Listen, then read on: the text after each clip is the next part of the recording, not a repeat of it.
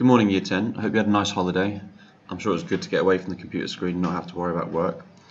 Now we've got the last term ahead of us, and we need to finish off this unit of rivers.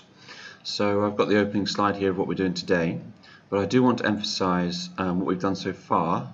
I'll just click on this slide here, and I want to make sure that you've covered what we did in the last lesson well. I know there's been some feedback from teachers saying, from students to teachers saying there's been a lot of work set and it's very difficult to measure how much different people get done at home. So we have explained the main hydrological characteristics. We did the water cycle, keywords like percolation, infiltration, precipitation. Okay.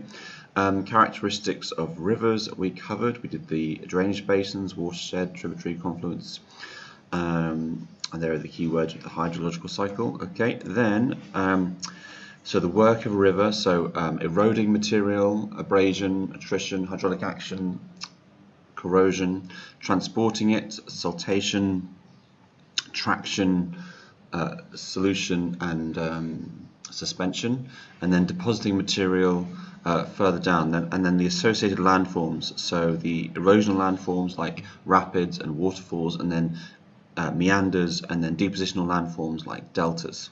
Okay, so we've done all this, and we did the long profile, and we did all the landforms, and then the last lesson was on hazards and opportunities. Now, when I posted the lesson for the last week before holiday, I knew that it was a very long lesson.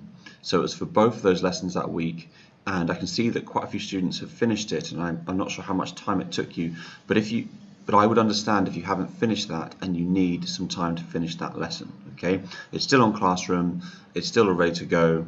Understanding the causes of floods, which is this bit about hazards, causes of hazards including flooding. Okay, and understanding the different causes is really important to a lot of exam questions.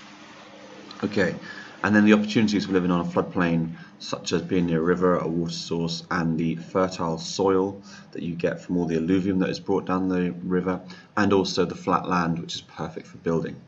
Okay, so today we are doing this bit here. Explain what can be done to manage the impacts of river flooding. So this is what humans do to modify rivers to reduce the impacts of flooding. Okay, that's what this lesson is about.